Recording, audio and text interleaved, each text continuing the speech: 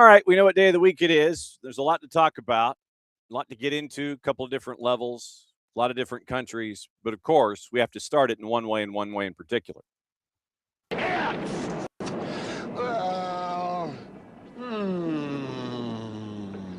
come on, man. It's Go for it, dude. It's Friday. Friday. Friday.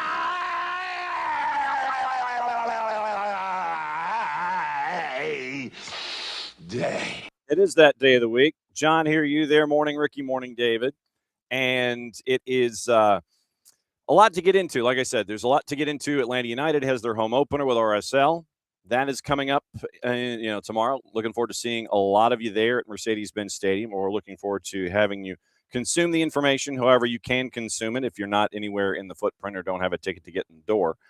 We got FA Cup to get into. We've got USL to get into.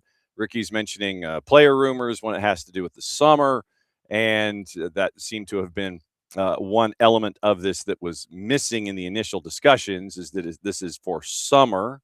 So we'll look at that.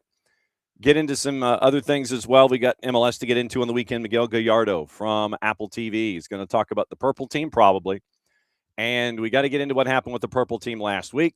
Talk about what's going on with them this week. We'll go over what he thinks about the first couple of weeks of the season. Obviously, we'll start with Orlando, work our way out from there. But Miguel Gallardo joining us at 10 o'clock from our friends at Apple TV. I'm ending a little early this morning because the boss has an appointment, and I am the chauffeur. So a little after 10:30 is when we're going to bid adieu this morning. Remember tonight, 5:30, 7:30, Walnut Grove and Eastside. That one's on the network. Jason and I will be there. I think it's just the two of us because of Academy coming up tomorrow morning, and you'll have that to look at atlutd.com/live with Maddie and Jason. That'll be going on before they all slide down to Mercedes-Benz, so we can all get ready for match day 3 and match day 1 here with grass in 2026. So I went into the building Tuesday, and I swear to God, I was on the 100 level, and literally you could smell the mown grass. It was just like literally, like when you're walking, you're taking that long walk in the summer, either middle of the summer and middle of the day, and you're just, getting a good sweat on or whatever, and you just feel the folks that have had their yard appointments. That kind of a smell when you walked into the building. It was different. It was very different, but nevertheless, grass, people. It's going to be grass to get into when it comes to Mercedes-Benz on the weekend. So looking forward to that here to have grass and Mercedes-Benz for the early part of the season. That's what happens when you have breakfast and you can't hang on to it. Anyway, it's going to be grass early part of the season. So very, very interesting. 6 of the next 7 at home for Atlanta United. And we got to get into that here coming up in just a little bit. So, obviously, it's going to be great to see everybody there. Yesterday, it was the opportunity for Tata Martino and Anea Mihai to address the press. We'll get into that coming up in a sec. Do I have anything that's opening kickoffy? Do I? I mean, yeah, we could do this. Okay, so let's do this and call it something that we're not shocked with at all. So, opening kickoff brought to us by our friends at Black Pitch Coffee and blackpitchcoffee.com. Start your day with the most important stories in the game. The right way to start your morning. Black Pitch Coffee, part of the SDH community, showing up at events all over Atlanta. Try their home blend made with beans from Brazil and Guatemala, heavy-bodied notes of walnut and semi-sweet chocolate, and a rich world-class finish.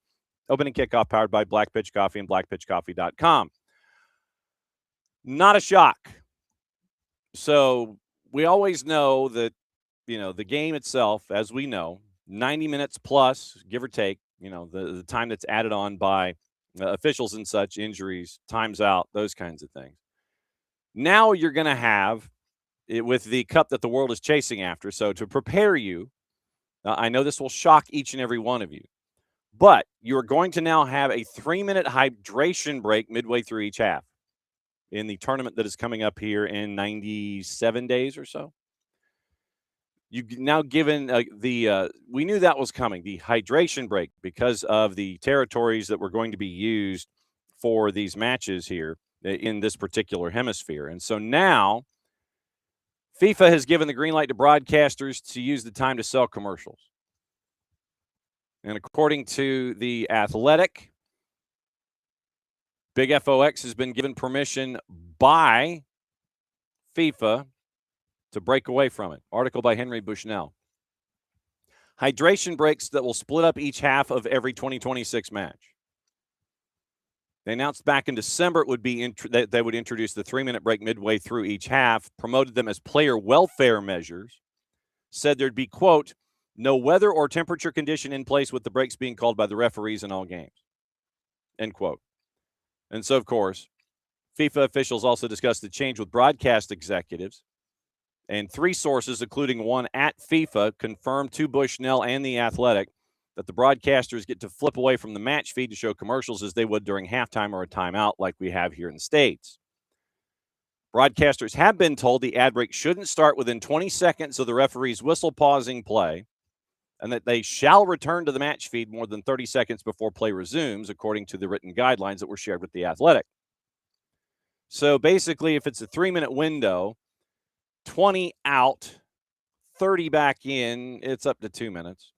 And we've seen Big FOX do this before with hydration breaks. They wouldn't cut away, but you would go back to the studio for instant analysis with Rob and the gang, where you would go to double boxes, and it would be the crane shot, it'd be the spider cam shots and all this kind of stuff, and it would be, the play-by-play, and color would toss to the hydration break. They lay out, studio takes over, and you have the double box spider cam with the players, and they're getting their hydration, and then Rob and the gang are talking about what they're seeing, and it was a lot less than the 3 minutes that have been added into this tournament. And it literally was like 45 seconds to a minute of them filling, and then it goes back to play-by-play and color, and then they get to continue, and they're off and running. But you now have basically a 2-minute window internal, starting with the hydration break, but you can't go, you have to wait like 20 seconds, which means you probably wait 30. And then you've got to leave 30 at the end to come back full. So it's a 2-minute ad break, and it's however the networks want to take it. You want to do picture-in-picture, you want to do double box, you want to go full. My guess is that you're probably going to go double box, so you can still see what's going on in case something happens in said hydration break. But you're looking at double boxes and probably a 2-minute break if you're watching at home. So be prepared accordingly, and maybe that's the time when you dash off to take care of other business that is not watching the game related. So you'd have a 2-minute and 10-second window. Basically, it's 2 minutes. They're not obligated to cut away to any ads, according to Bushnell. They could return to studio. You could have analysis, stick to the match feed, and this is stuff that we were talking about just now. You could go picture, you go double box. Hey, you've got pundits over here. Hey, you've got the spider cam over here. If the broadcasters don't fully cut away, they're only allowed to sell such advertising to FIFA sponsors. So you can't run rogue and sit there and dive in and think of it as a quick ad buy for someone that wants a spot sale on a moment's notice. If you don't fully cut away, so basically if you go double box, it's got to be more inventory that's attached to the sponsors that are attached to the event. If you dump out, then you can do your spot sale if this is how this is going to be administered. So if you say go to double box, then it's got to be those founding partners that have to get the ad space in there. If you bail, if you wait 20 seconds and you have play-by-play and color tossed to Rob and the gang, Rob can toss the break. Then it goes to break, and then you get your spot sales in for anybody that you want to try to jump in at the last minute. Then after probably 90 seconds would be my guess, you come back to double, sell another 30 to one of the inline sponsors, and then you're off and running. So that would be probably how I would think to do it. You go to hydration break, booth wraps up, toss the pundit, toss the studio tosses to break. You can sell 60 or 90. And this is going to be a challenge for the sales staffs coming up in the next 60 days. Hey, here's our inventory. Hey, do you want to jump in at the last minute? You dump out. You show those commercial breaks for either 60 or 90 seconds. That leaves you with 2 minutes-ish to come back. Probably come back out to double boxes, pundits talking. Maybe do a 15-second ad. Come back out to pundits, go full, and you're done. So you probably could go 3 ads outside of the founding partners and then do another quick founding partner ad to get you back in line, and you can do that once a half. And once again, this initially had been a sticking point according to Bushnell. And so then you've got to be careful, obviously. Hydration breaks, therefore, can only be sponsored by Powerade since it is a Coca-Cola product. And the split screen, the double boxes, once again, has to be FIFA partners. But that's the key here. You're looking at challenging sales staffs for an internal 2-minute idea where you go full and you break away from the game. So keep an eye on all that. Remember what we had with the Club World Cup and such. First major soccer tournament to pause matches mid-half for 3 minutes. Obviously, CONMEBOL introduced 90-second hydration breaks as well, but TV broadcasters in CONMEBOL did not break away. You got to dive in quicker, and Nino Torres talked about this a couple weeks ago, where in the CONMEBOL tournament, you basically had Spider Cam kind of drift in, and you had coaches talking in a third language.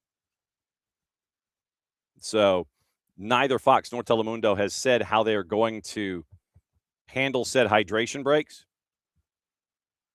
Telemundo, 700 hours. Got to love that. 720 hours, I think, of coverage. But no one is confirming anything yet when it comes to how they're going to break it up. So that is the early returns. So you got a hydration break, folks, but it's an ad break. It's an ad break. And I mean, literally, it is an ad break. That's there's no other way to break it down. Literally, it is an ad break. And it's an opportunity for it is an opportunity for the how do we phrase it? The advertising partners to end up trying to get more revenue in situations like this. So, obviously, keeping an eye on that. And we'll see where it goes. But don't be surprised, once again, folks, if you end up with folks getting at least 90 seconds worth of ads, possibly a minute 45 to 2 minutes, depending on how quickly you can get the folks to sell, flip, and make sure that the inventory can get there. So there you go. Atlanta United, Ricky, you'd mentioned the rumor. Morning, Alex. It appears, and this is from Bruno Pont, that it looks like Junior Alonso, center back, Atletico MG. It is being discussed. The Paraguayan defender expected to join in the summer window. So that was the latest idea from Bruno Pont, and it came from a couple of other places. But keep an eye out on that one for the summer. And once again, you've got loans that are ending, and you're trying to figure out, okay, how can we adjust this on the fly? So put this one in pencil and off to the side. Junior Alonso, Atletico MG. So we can go down this window just a little bit to kind of see what it looks like. So Junior, if I could spell Junior Alonso, we'd be in good shape. That is not how you spell Alonso, John. So, all right. So Junior Alonso playing for Atletico Mineiro and the Paraguayan national team. 6'1", 33 years old. Has been mostly with Atletico Mineiro. Cerro Porteño started in his first 3 years. Had a couple seasons at Lille, loaned out to Celta and Boca Juniors. Atletico Mineiro, he had 69 matches there. Then he went to Krasnodar in Russia. Came back on loan for Atletico Mineiro. Then after his time at Krasnodar was done, he's been with Atletico Mineiro since. 76 caps for U20 and first team, 5 goals along the way. So that's what you're looking at. Keep an eye on this once again. Defender, left back, Junior Alonso, summer window. Nothing immediate. And obviously we're still waiting for the ITC and the P1 visa for MGF, Matias Galarza. We'll see how that works. Contract expires right now at the end of the calendar year. So, in theory, he could sign a pre-contract in June and leave on the hop. So, Eagle Eye is the agency. Once again, courtesy of our friends at Transfermarkt. And Eagle Eye out of Paraguay, looking at the market value of the players. And Junior Alonso is the third highest rated market value player that Eagle Eye has in their stable. And a handful of players that are, north of 3 million. Alonso, Damian Bobadilla at Sao Paulo, and Johan Romagna, who's at San Lorenzo. Then everybody else is under 3 million. A lot of folks in 7 figures. And most of the players are in their 20s and heading into their early 30s. So keep an eye on Junior Alonso once again right now, Atletico Mineiro. And that would be a summer transaction. But once again, contract for Alonso ends at the end of the calendar year. He could sign a pre-contract with Atlanta United 6 months out. So that would make sense if it's a summer window transaction. Hey, I'm signing a pre, and you get the negotiation and figure that out with Junior Alonso. So keep Junior Alonso under your hat, center back and defender. So we'll keep an eye out on Junior Alonso as we go. So that is a name. Well, so let's see. Does he also play center back? So let's find out. So let's go to what he has done in his career and do the game-by-game breakdown as our friends at Transfermarkt have. And main position is center back. He has done left back. So, and he has been on either side. So, I don't want the national player profile. I want the stats. I need all season stats. But yes, center back, and he has played left back. So, in his 387 matches, basically 90% of them have been at center back. 351 of 387 have been at center back, 36 at left back. But center back has been his forte, or his forte, sorry. So 351 of 387 at center back, and he has played left back. So he can go either way.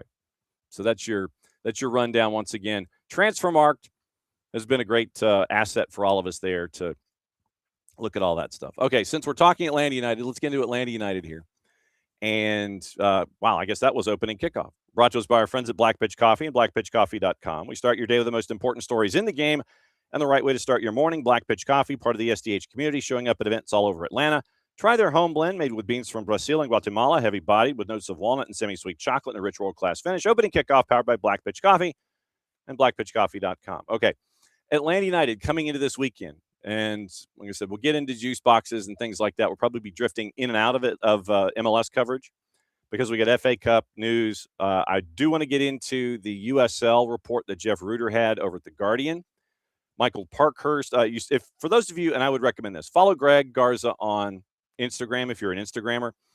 He was on an early flight with one of his sons, and his son was out. Greg was already up and running. He's probably done like 8 miles already. Greg goes on the flight, taking a picture. Son was out on his shoulder. They're heading to Richmond for a tournament. And Michael Parkhurst, being our mogul in training, he's got some other stuff that he's got to focus on right now, and he's focused on that club stuff. And that'll give us the end to talk about what Jeff Ruder had yesterday about the USL. And we'll get into USL news here in addition to Major League Soccer. And like I said, we'll have Miguel Gallardo joining us at 10. And then we'll get into juice boxes and previews before we take our early exit. And I beg your forbearance for that for this week. So here is what is going on with Atlanta United. Yesterday, it was the opportunity for Tata Martino and Anami High to break down their thoughts heading into the RSL match. A couple of quick quotes from Tata Martino. When he was asked about not scoring any goals in their first 2 matches, he said, "We don't have a problem with goals because we have 0 goals. We have a problem of playing better. We're not playing well." And so it is in the buildup where the issues are. And we had the conversation with Casey White earlier in the week. I would recommend going back and watching that in the Tuesday show, or going back to listen to that on your favorite podcatcher, where Casey breaks down the 2 goals scored by San Jose, and she also breaks down what she saw from Atlanta United, because she and Christian Miles called that match out at PayPal Park. So As a reference point, go back to listen to Casey White as a part of your study hall getting ready for this one. So it's not the final action, it's the earlier phases and how Atlanta's building up. And so Tata Martino made that point clear Thursday in Miami High. Biggest problem last game was not how we defend, but how we keep the ball. And then it goes back to the initial points that Casey made. When you had San Jose forward with the press, it was man on pressure. And traditionally, the outlet for Lucas Hoyos was to go to one of his center backs on either side of him, roughly at the edge of the six. But then when you had San Jose players that were man onto those center backs, it forced another decision from Lucas Hoyos. And the decision that was made that led to goal number one was a ball. And Hoyos had problems with the surface at PayPal Park early on. It was a pass that had too much on it, goes past Cooper Sanchez, and you have Jameer Ricketts pick it off, and it ends up as instant offense from basically 25, maybe less than 30 yards away. And so errant pass goes to Jamar Ricketts. Ricketts works his way down the left, cross, goal, 1-0. So when possession breaks down, as we saw in the first half, and you're having to defend and defend and defend and defend, that means that you're spending all of that time trying to defend to gain possession instead of having possession and working forward. So Tata was asked, okay, are you planning on changing the style of play? And Tata was like, no, I'm not going to choose another way to play. The other point that Tata made yesterday was that this way of playing requires time. And I know that, when you have something of a truncated preseason, you don't get that time that you're looking for to get everything fine-tuned so you can hit the ground running when it comes to match week one. Match week one in Cincinnati, obviously better than match week two. I think Atlanta United regressed. And I would also venture to say that if you asked anyone on the club comparing match week one to match week two, they would probably agree with you. So it's always going to be the same. Controlled build-up and possession, being the protagonista, going forward with it. And so, once again, when you're moving forward, creating chances, it gives the defense that chance to stay in line with one another. Gives them those chances to sit there and support any kind of attack. You have defenders that aren't trying to sit there and have to run backward to try to make sure that something happens when you're doing last chance defending. This way you stabilize what's going on for the entire 90 minutes. And AME High, players need to take their responsibility. Each player has to look at himself, what he's doing good and what he's not doing good. And also he acknowledged that, I don't know if you want to call it a black cloud, but yesterday AME High was talking about last season. And he said, passing a season like that's not easy to forget in one day. And I think that moments of success, if you have that first moment of success, I think that that's something that you can add to your stacks mentally to sit there and put last year behind you. You have that one good moment. You have that goal that gets scored. You get that result. It adds to all of those things that you're looking at to try to get away from 25 and get into the rhythms of 26. And so you have the feelings of last year. And Mihai admitted last season sometimes I felt like it was not going to work. But this season, he says, this season I never felt even that 1 minute. And so it's keeping the ball, managing the ball, and making sure that you're hanging on to it and that you can build up. The point was also made once again to remind everybody about the 17s and their place in all of this. And you will have a big place in this come the weekend. You will have a big place. So because of the start, because they're continuing to learn, because they are still trying to get their sea legs about them, there will be moments in this match on Saturday where they're going to need you. And they're going to need that kind of support because a quiet building speaks as much as a loud building. And also the noises in a loud building speak as much as the others. So home opener, I know it's going to be great to see everybody, but just understand that there will be moments where you will be needed as you continue to get into the rhythm of the 26 season, that it's a part of all of this. We don't have any injury updates out of RSL, so probably getting those later today. Let me see if I find anything quickly when it comes to RSL and what it might look like. Hang on just a second. So let me see if we have updates, because remember, there were 5 key absences, but you also had the younger players under 22 step up. Ari Piol, it was confirmed that Piol is obviously out for the foreseeable future because of the Achilles injury. And so that will be a weapon at striker that they will not have available to them on the weekend. But once again, keep an eye on Hezer Connie and Gozo coming up the right-hand side.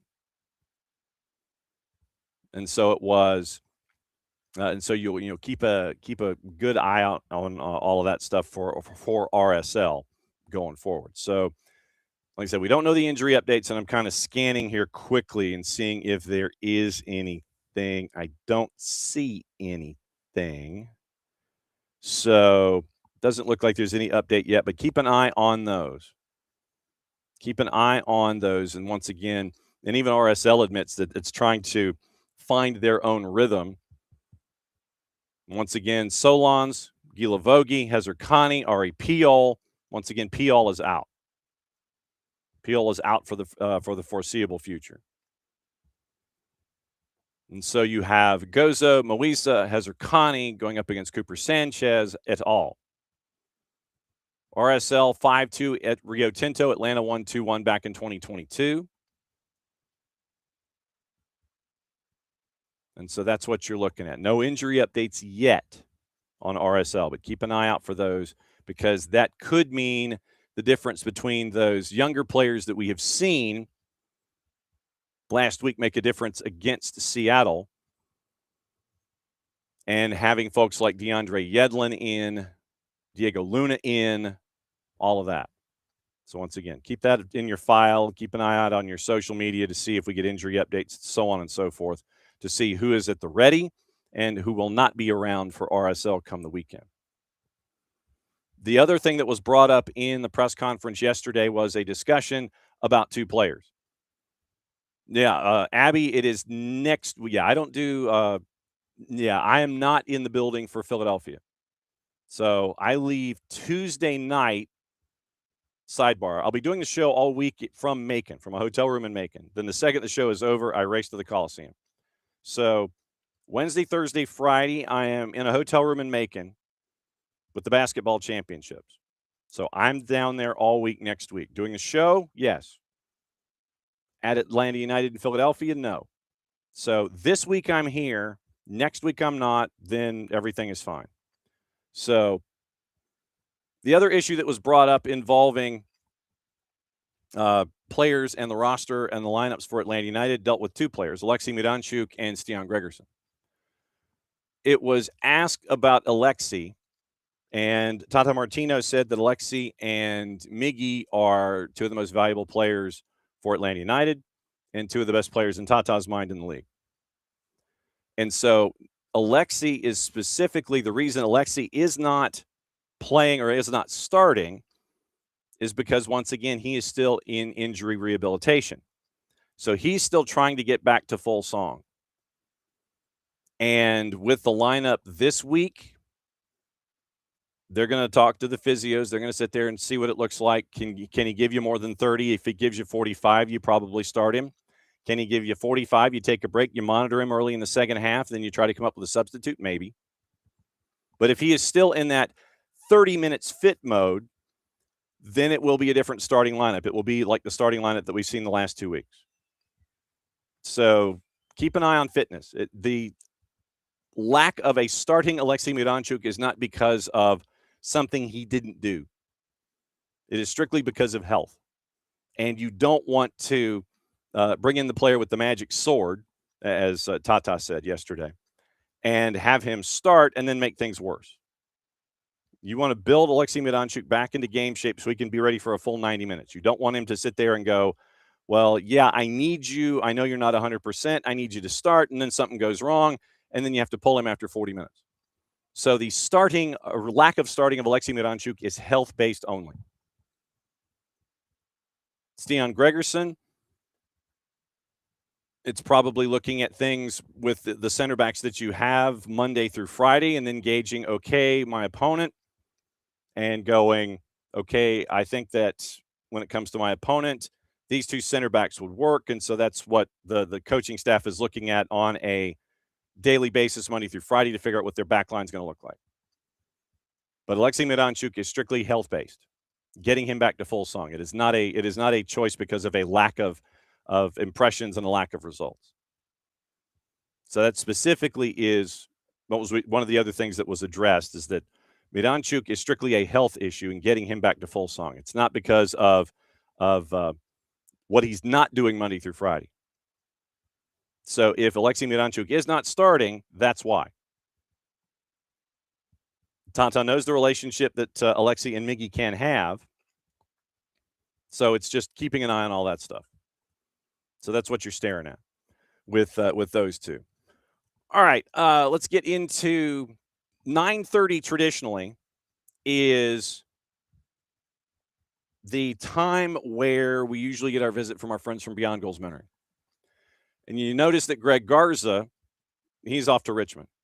Michael Parkhurst is taking care of mogul and training stuff. Last couple of weeks, he's had to pay a lot of attention to Rhode Island FC. And I don't know if you saw this, but I thought it was important to bring it to the table this morning. The USL Championship, once again, USL Championship and League One, they were getting ready to dial it back and get back into play. But remember, you are still dealing with two sides that are navigating they're navigating labor issues. You don't have a collective bargaining agreement. USL Championship is slated to start tonight. Lexington and Louisville in the Bluegrass Derby. 7:30 on the Plus. And then everything blows up on Saturday. Charleston, Pittsburgh on Golasso at 6. Jacksonville and Hartford Athletic at 7:30. Birmingham and Tampa's on the Plus. San Antonio, Phoenix on the Plus. El Paso and Colorado Springs, 9 o'clock on the Plus. Orange County, Vegas at 10, as well as Monterey Bay and Oakland Roots. Sacramento Republic FC Tulsa is on Golasso. Sunday, you have Brooklyn and Indy 11 on the Plus. League One starts on Saturday with 4 matchups. Naples and Fort Wayne, Westchester 1 Knox, Sarasota Athletic Club Boise, and AV Alta and Richmond. All of those are on the Plus. But what you do not have right now is a collective bargaining agreement. So yesterday, and it was yesterday afternoon, Jeff Reuter over at The Guardian, we can say that now because that's where his address has changed to. Apparently, according to Reuter's reporting, the USL has emailed players about union resignation procedures. So Wednesday night, according to Reuter, USL emailed every player contracted with information about, and this is Reuter's wording, information about the procedures for crossing a potential picket line, resigning their membership in the USLPA. Multiple sources have confirmed to Reuter. We're going to try to catch up with Jeff next week and see what we can catch up with him and find out about. Locked in labor talks with championship players for more than a year. And remember, the CBA expired New Year's Eve. So you're talking 3 months, 2 months and a week, 9 weeks, no collective bargaining agreement. And you have matches slated to play in both Championship and League One starting tomorrow, opening weekend. USLPA membership voted to authorize a call to strike if a new agreement couldn't be reached before the season, which once again is slated for today. We have no word one way or the other from the Players Association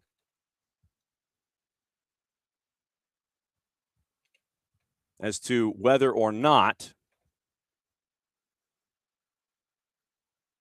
that they are ready to go. And once again, you can follow the USLPA at USL Players to get their thoughts of view on this. But the last thing that came out was a statement about what we're going to talk about here in a sec.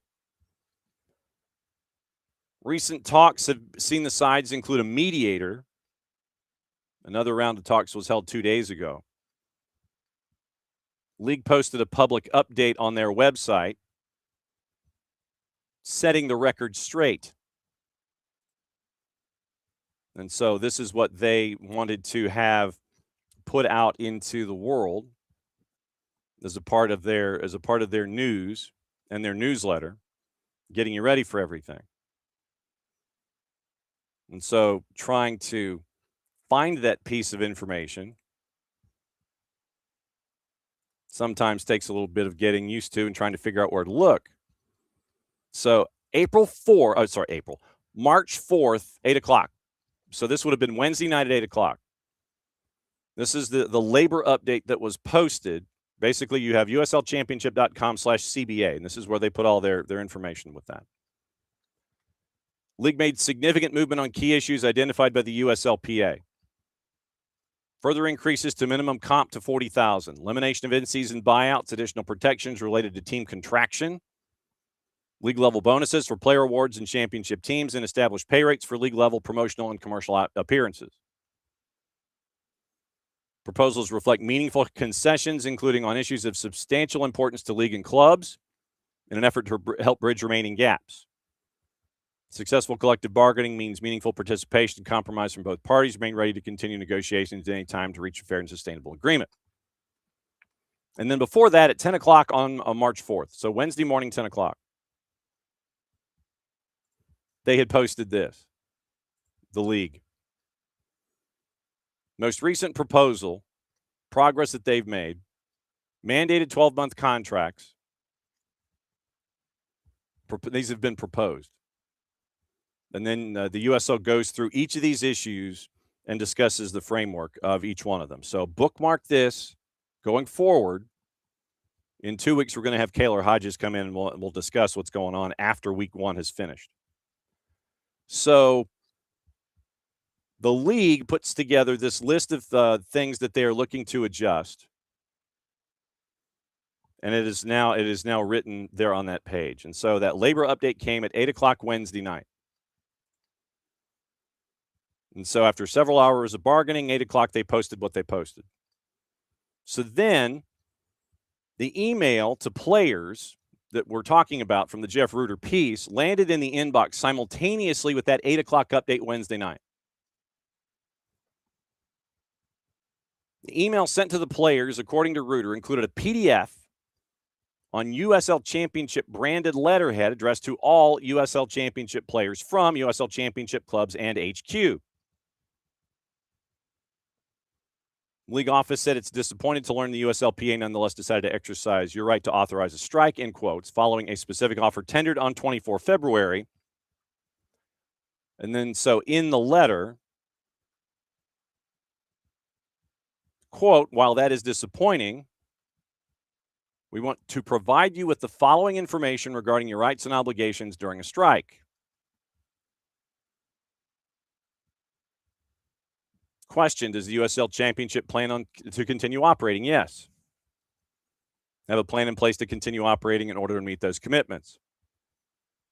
Will I continue to earn, and this is literally, it's a Q&A graphic down the page. Will I continue to earn the salary owed on my standard player agreement? No. If you choose not to render services to the club during the strike, you won't receive salary. Housing, health insurance, and other club subsidized benefits may also be impacted.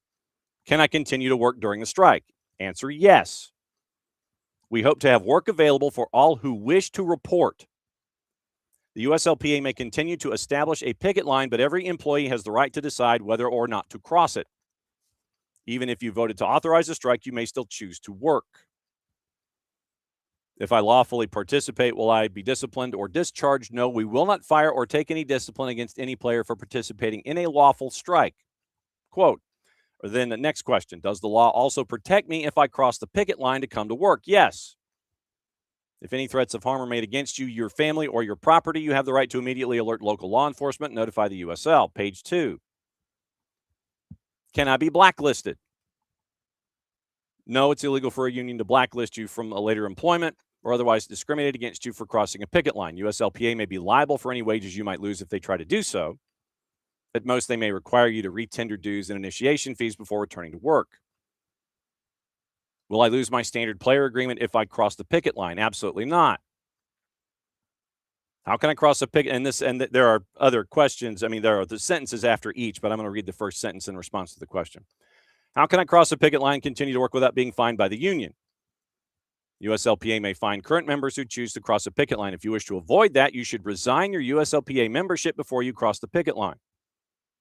Resignation of membership at that stage ensures that the union cannot fine or discipline you for crossing the picket line. Questions. How do I resign my union membership? When is a union membership resignation effective? Can strikers be permanently replaced by other workers? Answer yes. Will replacements be hired? As stated above, the league says we plan to continue operating, and if necessary for those purposes, replacements may be hired. Will the union pay me a strike benefit? We don't know. Do I qualify for unemployment if I participate in the strike? Our understanding is that in the vast majority of states, unemployment compensation benefits are generally unavailable to participating strikers. May I be disciplined for engaging in unlawful actions during strikes? Yes, you can be disciplined or discharged. Sentence continues. Where can I get my official information about my rights? And then they give you a phone number to the National Labor Relations Board in Washington, D.C. Then at the bottom, the disclaimer. Again, the USL is not urging you to either remain a member or resign from the USLPA, but only wishes to inform you of your rights. If you have questions about any of this, please direct them to your USLPA rep or steward. USLPA released a statement in response deeming the timing and tone to be classic union busting and attempts to inject fear and confusion into the bargaining process. The USLPA response. 5 paragraphs. Their letter, and this is paragraph 2. Their letter attempts to inject fear and confusion into the bargaining process while misrepresenting what is actually on the table. It spins numbers and selectively frames proposals in a way that ignores the broader context of negotiations. Unfortunately for League HQ, our players know exactly what has been put on the table. Players Association has been transparent with membership every step of the way. Players are fully aware of their rights and realities of these negotiations. If anything, this kind of pressure campaign only reinforces why players voted to provide strike authorization in the first place. They're making workers sound unreasonable for simply asking to be paid a living wage, when the reality is some players in this league could potentially qualify for food assistance programs. This is what management does, but players remain committed to ensuring that no member of the USLPA is left in a vulnerable situation. Signed to USL Championship players. To our supporters, this was their first paragraph in this. Timing and tone of USL HQ's communication is crystal clear, an effort to scare players out of exercising their rights. This is classic union busting in action. And so just to be clear on the term, according to just definitions, once again, and you have, and believe it or not, there is actually a website that is the Union Busting Playbook. So earlier this year, you've had all of these things come to the table, but union busting in its most basic form. You're there to disrupt or weaken the power of a trade union or their attempt to grow their membership in a workplace. And so that's what you're looking at when you hear the term union busting. That's what this is. So since the USL is based in Florida, the Tallahassee Democrat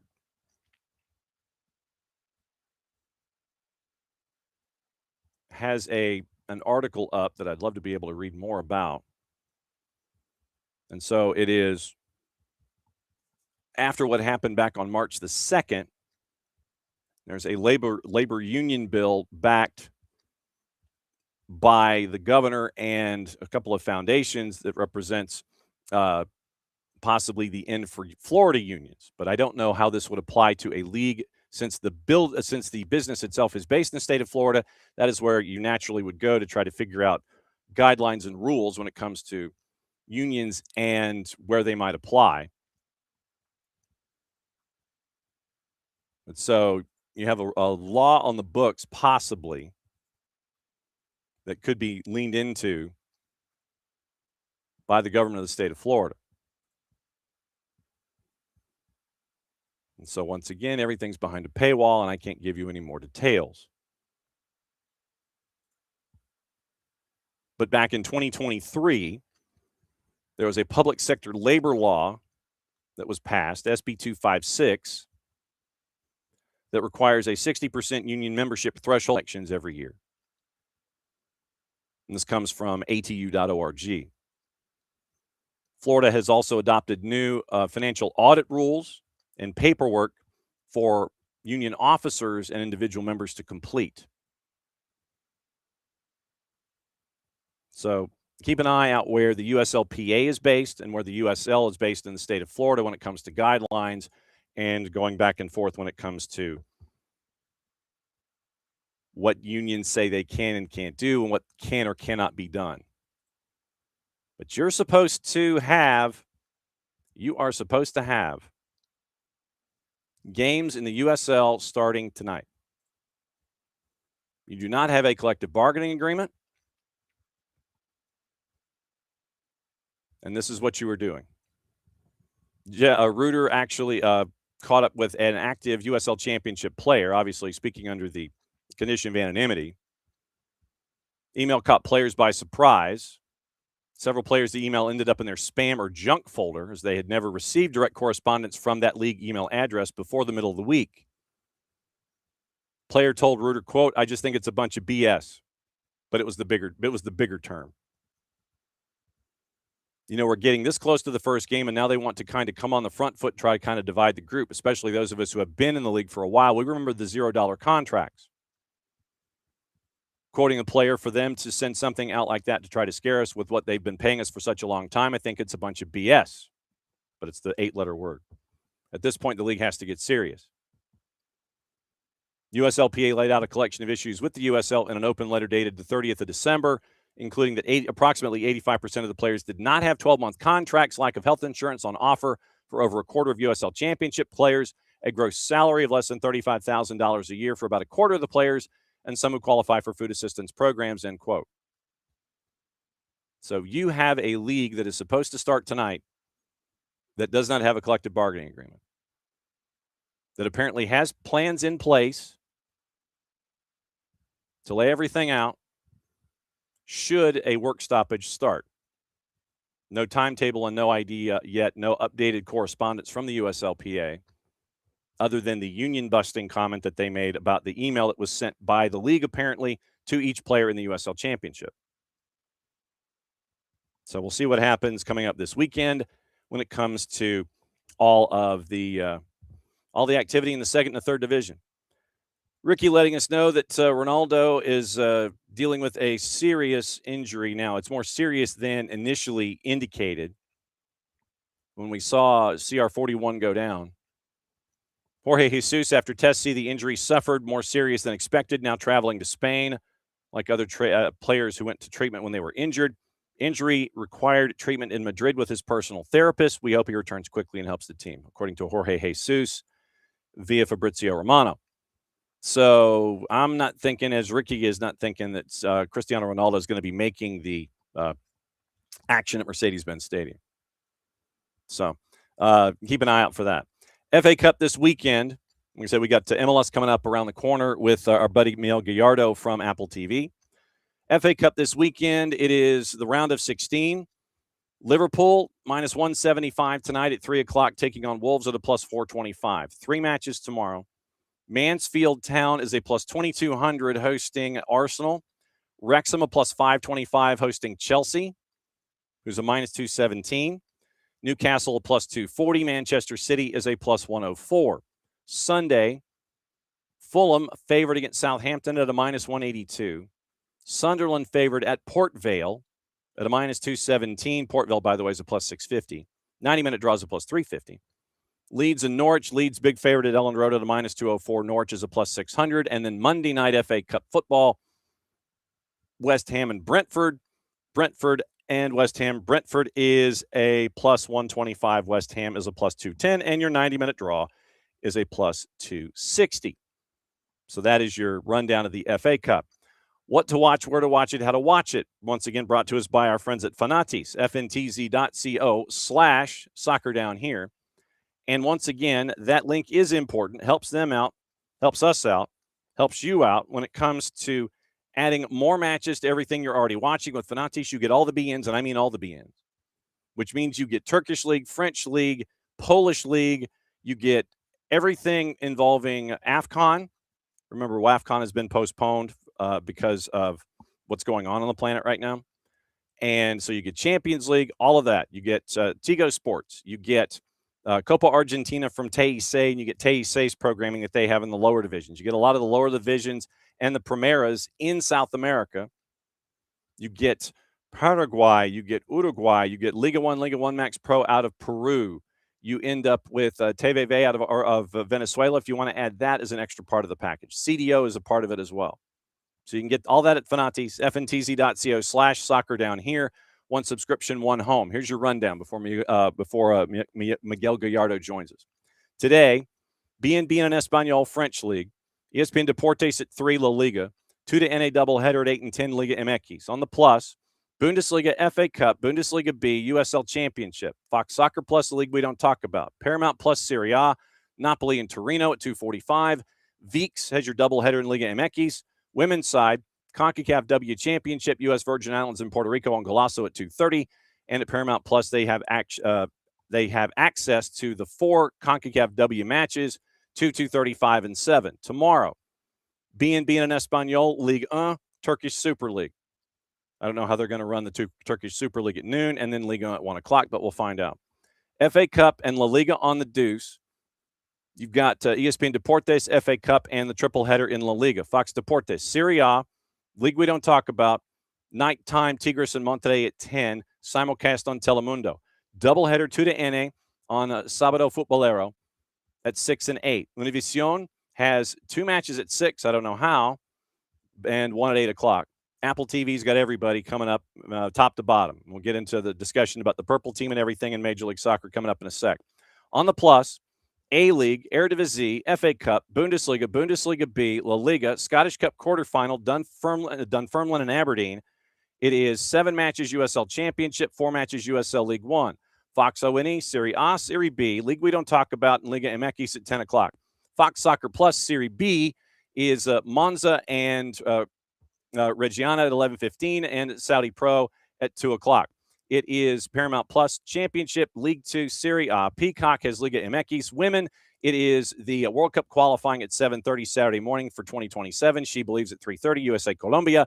Canada, Argentina, USA Colombia on Universo. USA Colombia 3:30. W Championship on Paramount Plus. Peacock has Super League and She Believes. That gets you into Sunday, and you're off and running from there. So that's kind of where we are with Friday and Saturday, and it's a full weekend. Trust me. Trust me, it is a full weekend. And I knew I forgot to do something. And so it is in that kind of a mood today. I am just out of control. All right, so there we go. And I always do this as kind of like form. And all right, now, so sent that. Now, once again, Miguel Gallardo joining us here in just a little bit, talking about everything in Major League Soccer. So, yeah, it's going to be fun. Abby is saying get everybody out there early. Tailgating's in lot 17. The pedestrian entrance is on MLK. Everybody get there early. Yeah, semifinals in high school hoops are tonight. So, morning, Abby. Morning, David. Morning, Ricky. Let's see who else is in here this morning. Morning, Wiley. Fun fact, if you bet the home team to win, if we juice box the home team for all games week 1 and 2, you'd be up about 70%. Nice. Wow.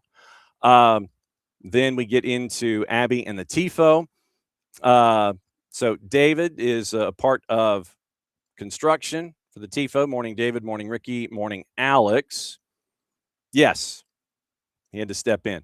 Do not, Lokeville at the moment, know about training for Matias Galarza. Do not have an APB out on that yet, or an ETA on that yet. So once again, you got to get the trades, the ITC and the P1 visa all checked in, but no timetable yet on MGF and when Matias Galarza would be available for training. Haven't seen him yet. Follow along with Jason and Maddie when they're up at training, and then you can get their notifications with the training ground dispatches and notebooks and everything, and find out what the latest is when it comes to MGF showing up and what everybody's like going healthy. Let's see. So morning, Alex. Morning, Ricky. And there we go. So that is the rundown for the morning when it comes to saying hi to everybody. Getting into the juice boxes for Major League Soccer, as I sit here and scan briefly, I'm going all the way down to the bottom. And it is, once again, 2:30. And remember, the matchup between New England and Houston was PPD'd because of the impending doom that is coming to the Northeast. So keep an eye out on that. And they were like, okay, with everything going to the Northeast, then that means that we're going to postpone this one. No makeup date yet announced at Foxborough. And apparently the Kraft Foundation is assisting in funding to make sure that ends meet with all of the World Cup activities that are happening in Foxborough. They've made a donation that has closed the gap, I think, on the $8.5 million price tag.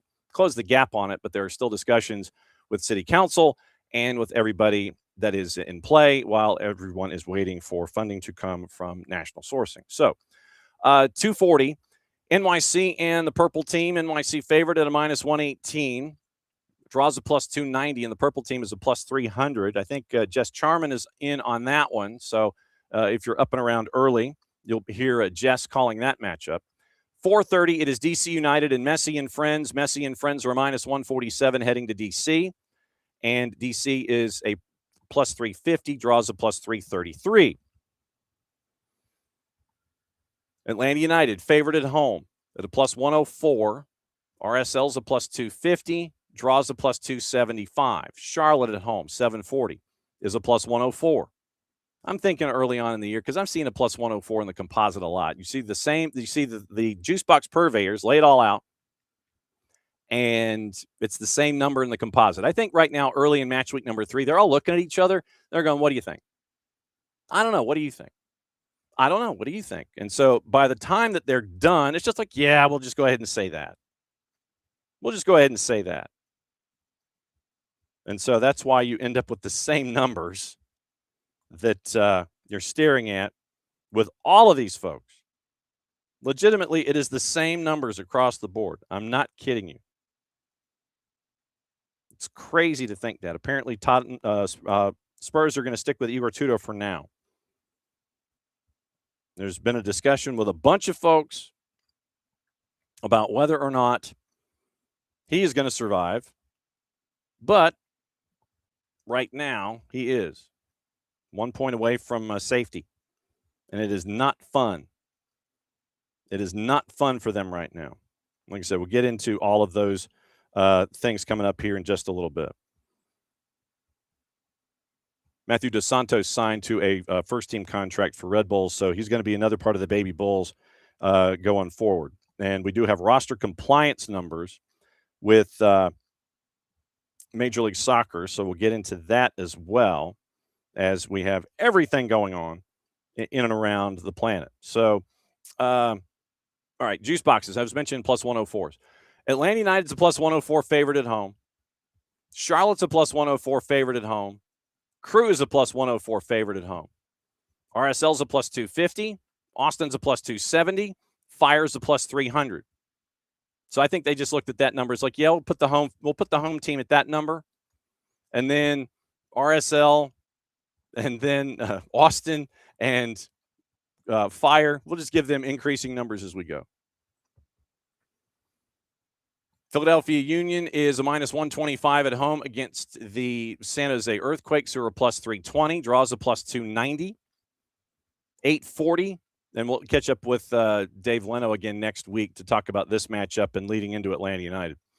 840, Nashville hosting Minnesota United at a minus 133. Draws a plus 300. Minnesota United is a plus 340. Sporting hosting San Diego SC. San Diego is a minus 120 on the road, hosting Sporting Kansas City at a plus 300. St. Louis City SC is a plus 220, hosting Seattle at a plus 114. And it is draw at a plus 270. Colorado favored at home against LAG, considering the offense that we've seen from them so far this year. Colorado a plus 125. Galaxy a plus 179. Draw is a plus 300. 1040, LA hosting FC Dallas at a minus 278. Did you see that Joe Ty is selling his stake in LAFC? But there's going to be some really interesting folks that might be diving in to take that share from him, including Carlos Vela. Selling his stake in the club. The deal, agreed upon in 25, closed earlier this year. Incoming shareholders, Carlos Vela, headlines a group of 3 new limited partners, with 2 existing investors exiting the club, according to multiple people familiar with the matter, according to our friends at Sportico. Incoming shareholders purchased 6% of LAFC's equity at a $1.25 billion valuation. So Joe Ty sells. Carlos Vela's coming in. Joe Ty and Fanatics Collectibles CEO Mike Mahan departed the group in the transaction. Identities of the 2 new limited partners buying in are unknown. Sportico learned that one is a Korean-American investor, the other is a prominent Mexican business person. So there you go. It is now time to catch up with someone who, last time he was here, he was in an airport. And airports are like in, concrete. And Miguel was trying his damnedest to come up with any kind of a signal to catch up with us from the airport. How are you, my friend? Hey, Nelson. Good. It's a pleasure to be here. Yep, not at an airport, surprisingly, but equally as happy, probably happier to be here with you in a different setting, for sure.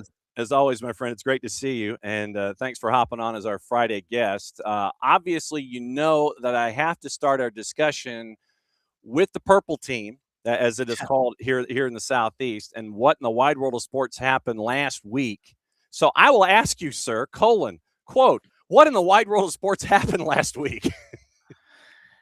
Yeah, I'll tell you what happened. The simplest way to put it is Messi happened to Orlando City. Yes, it is true that Orlando City is going through a transitional year, I would say. There's a lot of changes within the club, certainly at the top above Oscar Pareja, the new general manager, Ricardo Moreira, is now at the helm and making decisions as to how the construction of the roster looks like. There's a little bit of wiggle room just because you already had your 3 designated players right on the roster. They decided to loan out Muriel to open up a DP spot. Obviously, there are rumors out there that Antoine Griezmann is coming to Orlando City. I know as much as you do about the situation, but I'm certainly just as excited as everybody for the possibility for someone of his caliber and where he is at his current time, physically and just soccer-wise. I think he still has a lot to give to the league. But besides that, there wasn't really a ton of wiggle room for Oscar Pareja and Ricardo to work on this season. Obviously, they sold Alex Freeman to Villarreal. They thought they had a backup plan. That didn't pan out through the offseason. They emergency signed Dorsey from the Houston Dynamo, a player that has similar characteristics of what Freeman was providing to the team, which is being aggressive on the right-hand side, being very, very much a two-way defender, making good connections with Spasialic, who's a right winger, likes to come inside, and they need that chemistry and that association on the right hand for the system to work. And then they bring 3 young Brazilians that it's always a gamble, right? Do they have quality? Do they have talent? Absolutely. They come from playing first team minutes in Brazil. Iago, the center back, maybe not as much because he was playing for such a big club as Flamengo, but you can certainly tell the quality and his physicality. But it's very evident that these players are going to need time to adjust. And so, how much patience would the fans have? How much patience will the league because you cannot be giving up points, especially at home. That those will always come back and haunt you in the end of the season. So, look, it's going to be I suspect it's going to be a challenging year for Oscar Pareja in Orlando City. And in that particular game, second half, they were completely pinned back by Inter Miami. Credit to Macherano because he recognized what he could do to put a lot of pressure on Orlando City and really take away the ball from them. And when you're Inter Miami and you have the ball, it's just a matter of time before he breaks you down. It's just a matter of time before he gets a moment. And very little players in the league are able to do what he can do. Was Crepeau liable for the fourth goal? Yes, you can say that. Did it have anything to do with the score? Probably not. But if I could say it in simple terms, what happened was Orlando City is going through a transitional year, and they happened to play against one of the best players that's ever played, who was probably pretty angry because of the result in LA, and also some of the things that apparently were said during the match. The last thing you want to do is piss off these guys because you will feel the wrath. It literally is like stepping on Superman's cape because when he broke out the air pen and turned to the bench, I'm like, damn, son. I mean, Yeah. you don't want to do that. And literally, I just, if this was an Oscar, I don't know who it was on the bench, but you don't do that. And you saw that moment where you're just like, yep, you throw up your hands and you're done. Yeah. How much patience, and I ask this kind of as a comparative, how much patience are you willing or should folks be willing to give a team like Orlando that is in transition? And I bring that up because up here in Atlanta, it's Tata Martino is back. You have new players coming in. You're looking at new players at center back and at wing back and in the midfield. How much patience should fans give these teams that are in transition here as we're only in match week number 3? Yeah, you know what? That's not an answer for me. That's not a question for me to answer. You have to look at the contractual situation of Oscar Pareja. He still has a couple of years, if I'm not mistaken, with Orlando City. How much ambition does the front office, the Will family, show? Yeah. If things don't go well, are they willing to part ways? And in the middle of a contract, that's not cheap. And then who are you going to get that you think is going to be a different maker? And if you think that there's somebody better out there at this particular time than Oscar Pareja, then the answer is it's going to be expensive. It's not going to be just anyone. Like I said, I think there's just a lot of elements here. And I think Oscar Pareja is one of the best coaches in Major League Soccer, certainly one of the most experienced ones since he's been with Orlando City. He's reached playoffs every single year, and you guys in Atlanta know how much Orlando City suffered in the first year, and then he brought stability to the club.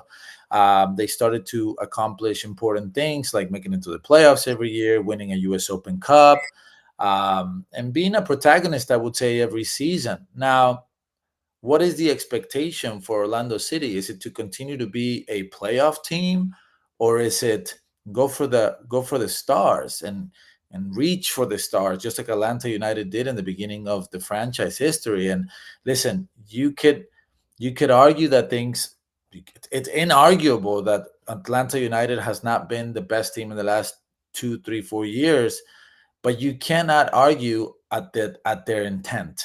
You cannot argue at their ambition because they're willing to spend, they're willing to break apart processes that are not working, which I think it's something very valuable, right? Other ownership groups may be like, all right, this didn't work out, but I don't really care enough to drop a bomb here and then hit the reset button. I think that's brave. And it requires resources, and it requires the ability to spend the money so you can hit a reset. Whether if you get it right or not, I think that's the beauty of the sport, right? Because money does not guarantee anything. And You could argue that FC Cincinnati is in the same situation. I've always thought that if FC Cincinnati doesn't win things, it's a failure because of the money that they spend, the players that they have every single year. So I'm interested to see what the ambition of Orlando City truly is. And so that, I think, answers your question. I don't have that answer. As fans are not patient. Fans are very much, I want to win today. I want to be able to go to the stadium and get a good result. I don't want to be able to go to the stadium and tell my kids or my friends, yeah, well, it's going to take time. It's a process. Trust the process, right? The famous one. But unfortunately, for some of these teams that are asking for trusted process, you have teams like LAFC, the beginning of Atlanta United, San Diego, even I would say Nashville, that right from the get-go, they start to win things and they start to be protagonists. And it's like, okay, wait a minute. Where is their trusted process? Because they begin winning right away. And so, again, I'm an Orlando City supporter. I'm an Orlando City fan because I played for Orlando City since the beginning. And how much patience do I have? Look, I trust Oscar Breja to do what he needs to do to turn things around. Is the team constructed the way I think is going to give them success this season? I'm having a hard time believing that. I think there's a lot of holes in the team that need to be fixed, especially defensively. I think they're going to struggle defensively. And look, if they get Antoine Griezmann, okay, yes, he can score goals, he can create. This is hoping that he's an immediate impact, or are we going to ask him for? Are we going to give him time so he can adapt to the league? There's always the possibility of, a situation like Insigne, who came from Napoli. He's a proven player, came to Toronto FC, and he was a bust. You guys at Atlanta United know that it's not a guarantee to bring designated players and top level players and top dollar players. It's never a guarantee. So, in a best case scenario, Griezmann comes in and he starts scoring goals. He solves some Orlando City problems in the attack, but I would argue that they still have some problems defensively. Robin Janssen is injured. He'll be out for half of the season. He's also not the Robin Janssen that he was 2 years ago. Brekalo was brought a couple of years ago. He spent most of his time playing as a fullback, which I think he did a fine job. Now he's going to have to be a leader in the back line as a center back, and he's paired up with a U20 Brazilian, national team player. You can say that, but he doesn't have a lot of experience. And what we've seen in the last few games, it's going to take him some time to adjust to the league. And then in the left back, I think they have issues as well. Adrian Marin, I don't think he's shown to be a player that can contain top level wingers in the league. And they've just debuted a kid, Tahir Reed Brown, who you can tell he's got quality, you can tell he's got talent, but I think it's unfair to put all that pressure on a player that is just making his debut and go against some of the best players in the league. Because you know as well as I do that the teams spend most of their money in quality wingers and strikers. And so now you're asking a 17-year-old to go against. I mean, imagine this: you're 17 years old. Could be wrong. He's around 17 years old. And your very first game in Major League Soccer is against Messi and Berterame and Allende. Woof. How do you sleep the night before knowing that you're going to start against these guys? That is a tough pill to swallow. That is a lot to ask from these players. But listen, I personally have patience because I understand what it takes to rebuild a team. But I don't know how much the fans are going to have patience. I certainly don't know how ambitious the front staff is to have difficult decision making if things don't go the way they want them to. Yeah, Tahir Reed Brown, 19, but still, man, you ain't getting no sleep. It's like I know tomorrow it's going to be it's Rodrigo de Paul, it's that Messi dude, it's Suarez, it's Berterame. I mean, Maxi Falcone and his head of lettuce. I mean, it's all there, man. It is all there, and you're lining up and sitting there and trying not to be shell shocked. Try to do your job. Try not to sit there and have your eyes wide open the entire time and head on themselves. I'm giggling like I'm on the field with Messi. Oh crap, he just went past me. Having those kinds of moments. Getting into match week 3 outside of the purple team. What has study hall been like for you getting ready for match week 3? Look, I'm excited for this game. I had the opportunity to call the Real Salt Lake versus Seattle Sounders match up in Sandy, Utah, and I was really impressed with Real Salt Lake, honestly. I think they're going to be a dark horse in the West. When you look at the pieces that they have foundationally, some of the injuries that they are recovering from, like especially in the middle of the field with Pablo Ruiz, who I think is an underrated player. And look, the story with Real Salt Lake is certainly going to be Diego Luna and Xavier Gozo on the right hand side, this 18-year-old player who I think is going to be a star. He is already arguably the biggest star in Real Salt Lake when Luna is not playing. Their new designated player, Morgan Gilavogi, looks like the real deal. Mind you, we had 20 minutes of data on him, but every time he touched the ball, he was intentional. He's a big dude that when it comes to the physicality of the league, you know that it's important. So he was shoving people off of him. He was controlling the tempo of the game. He played a beautiful through ball. He had a nice look at goal. When you look at this team, Diego Luna, Gilavogi, they have that young kid Hazard Khani as a dual 10. Olatunji, their striker. I don't know when he's going to be available. I know he had a situation with his eye in the middle of the week. Defensively, you have Justin Glad, who it was surprising for me to find out that he's nominally a designated player, which goes to show you that he's probably a DP that they can buy down if they truly want to invest more. Defensively, he changed the system to a 3-4-3.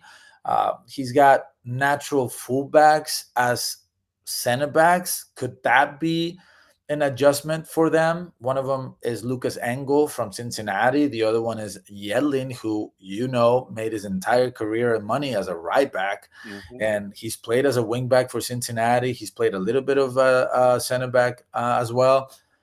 Is that his strong suit, or is that where his evolution is going to take him? I mean, that remains to be seen. Is he being hidden because when he's healthy, he's 32? No doubt. I mean, but I like the guy that they played on the left hand side, the Sanabria. He's coming from Mexico, from Atletico San Luis. He's brothers with Sanabria from LA Galaxy. I think that this is a very complete team, and they beat Seattle Sounders, which it was crazy for me to find out that Seattle Sounders hasn't won in regular season since 2011. 15 years, man. 15 years. That's incredible. So they deserve the win. I think that needs to be said.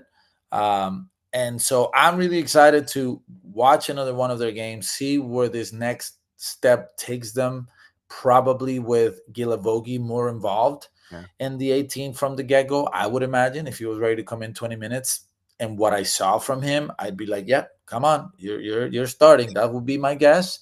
But look, from Atlanta United, it's just been really disappointing. And I've not been shy to say in the last couple of years that every year they are the biggest disappointment. And the reason why I say that is because, look, you can't say that about DC United or Montreal or Colorado Rapids even, at a certain time, because they don't spend as much as Atlanta United does. And so when you look at the caliber man for this team, you realize that the expectations should be very high. And look, I called it last year and I'm not proud of it, but I just could see things last year on our post-game show for the wrap-up in Espanol, El Resumen. They won 3-2 in their first game against Montreal. I don't know if you remember that. And I remember Gio Savarese and Ozzy Alonso, legend for Seattle Sounders and former player for Atlanta United. They were like, oh, yeah, great win for Atlanta United. And I said, is it? Is it a great win? Because what I saw was a team that at home struggled against one of the worst teams in the league, and they were gifted a couple of goals.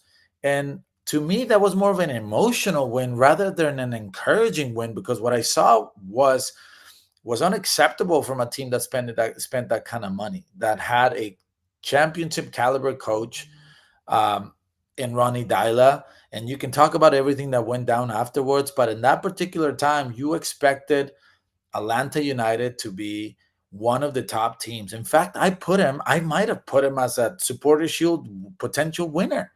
And what I saw from the first 2 to 3 weeks, I thought this isn't going to go well.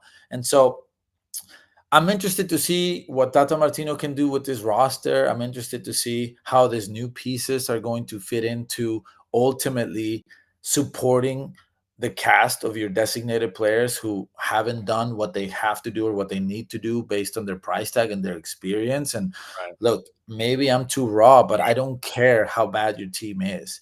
You're a designated player, and they spent millions and millions of dollars on you. And if your complaint is that you're not getting enough of the ball, then you shouldn't be a designated player, because you're there to change the game. You're there to impact the game in ways that other players cannot do. And so for me, the biggest job for Tata Martino is, can he get the best out of the designated players, Right. and can the supporting pieces be the appropriate pieces to be able to maximize the production of these DPs? Because in this league, if your DPs ain't working, you ain't winning.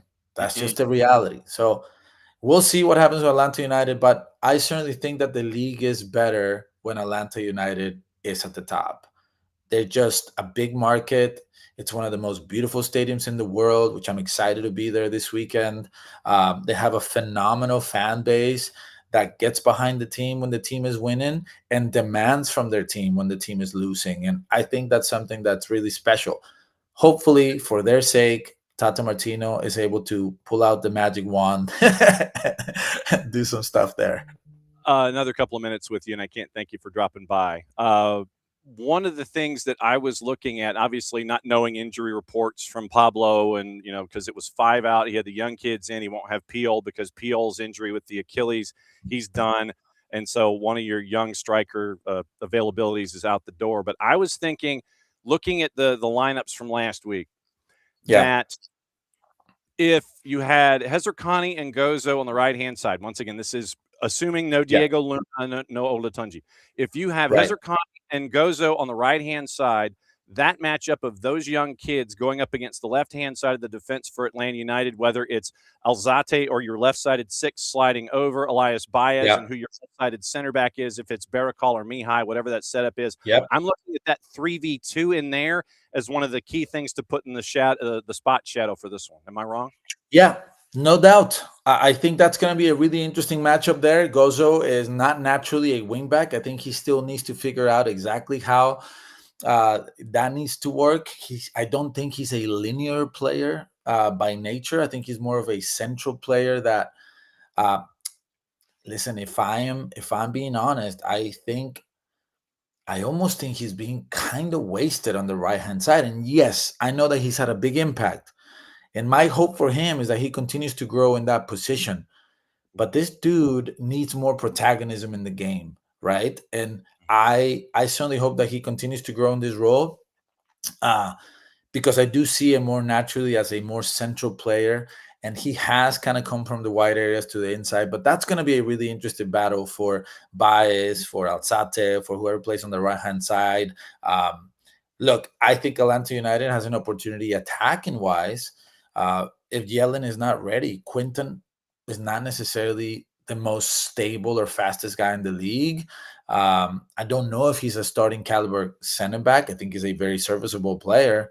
But the key for Tata Martino is, how are you going to take advantage of that situation? Seattle Sounders tried to do it, putting Rothrock on that side. They thought, if I can get Gazzo dragged out and I can get Rothrock in a 1v1 situation with Quinton, I think we're winning there.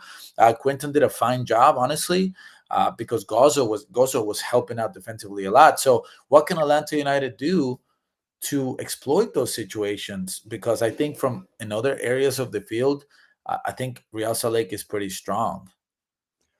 Who's on the call with you? Who are you? Who are you in the booth with this weekend? I will be with Rances Sandoval, just Oh, absolute legend.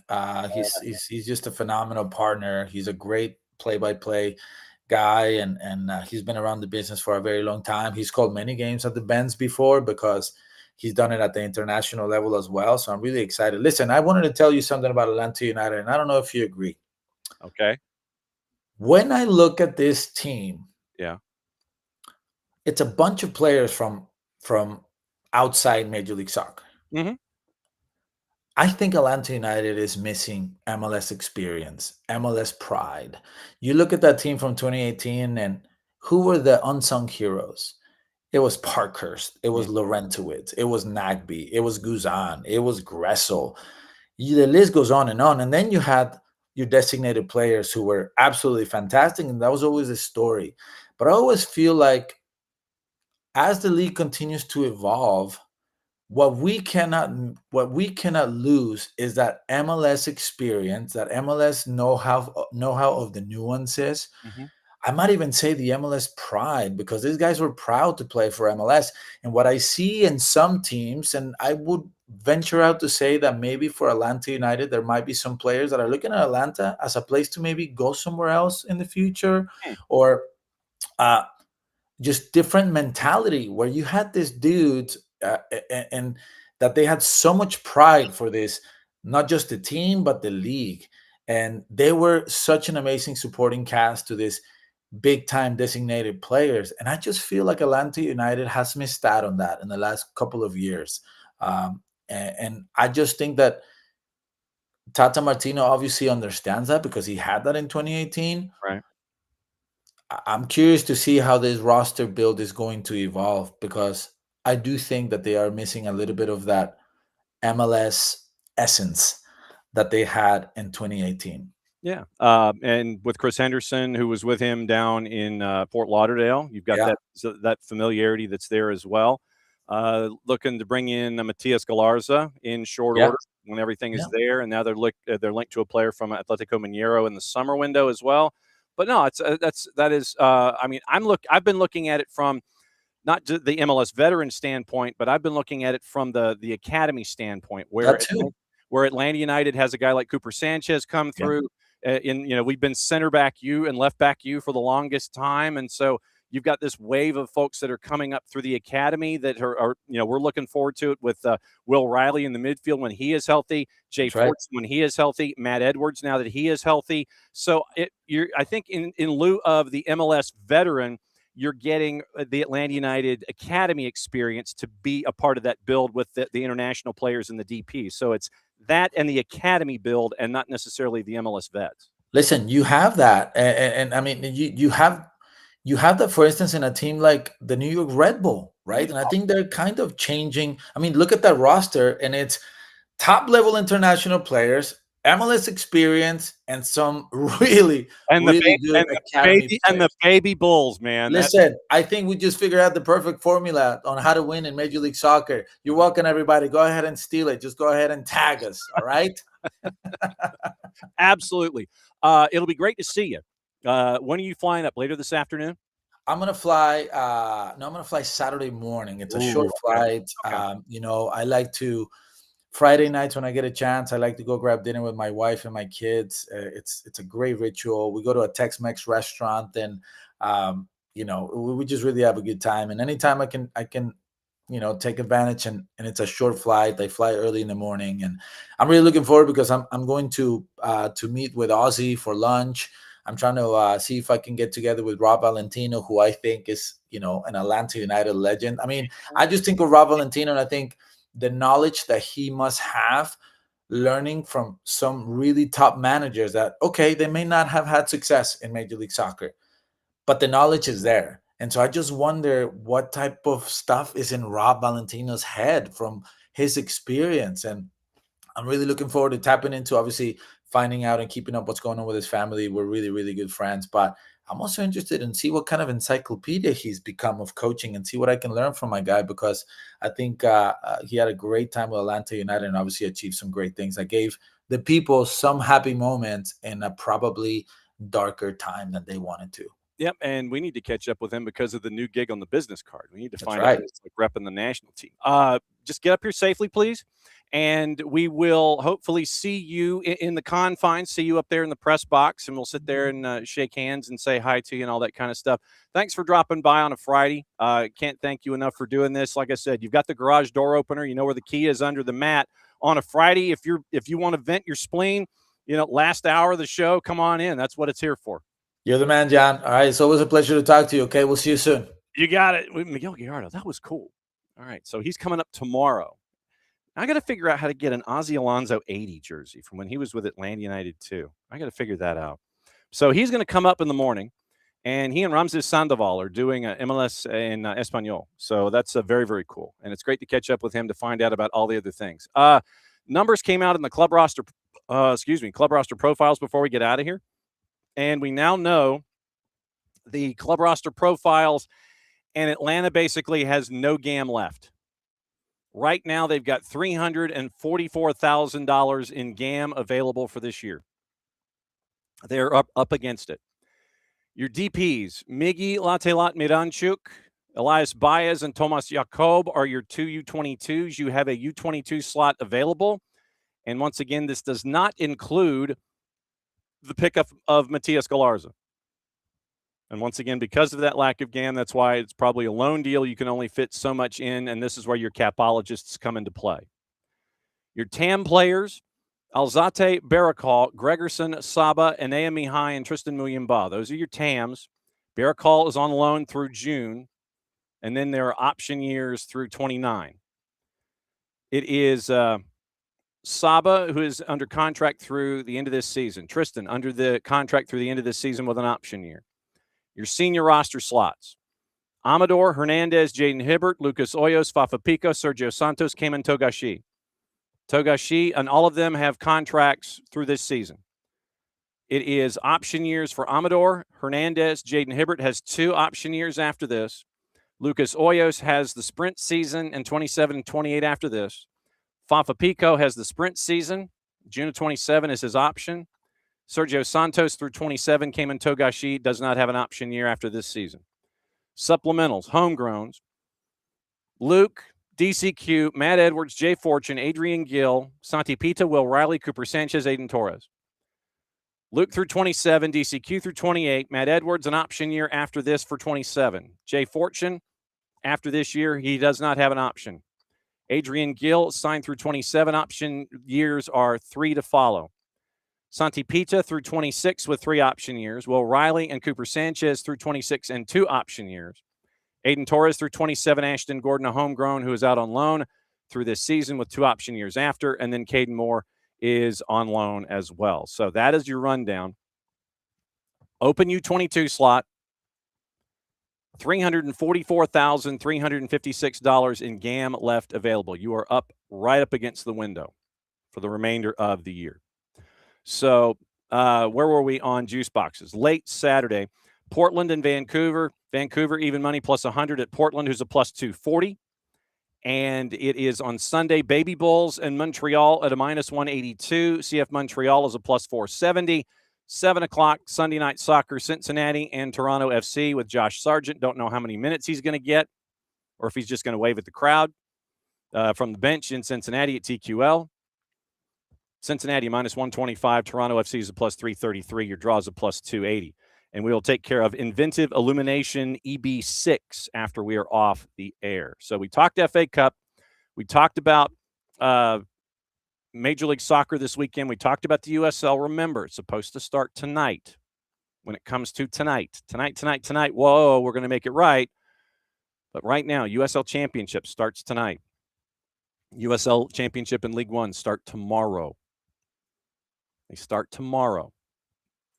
Once again, dealing with the lack of a collective bargaining agreement going into the action today. Yesterday, Premier League, you had a disastrous day for Spurs. Mickey Van de Ven gets a red. 3-1 at the break. Crystal Palace gets the win at a plus 190. Igor Tudor safe for now. So that means, heading into this FA Cup weekend, that your standings are as follows. Arsenal 7 points clear. Manchester City a match in hand. United at 51 points. Villa has lost 2 in a row. They're at 51 behind on goal difference. Chelsea is ahead of Liverpool on goal difference. They are in the Europa League slot at the moment. Liverpool's at 48. Brentford at 44 in 7th. Everton at 43.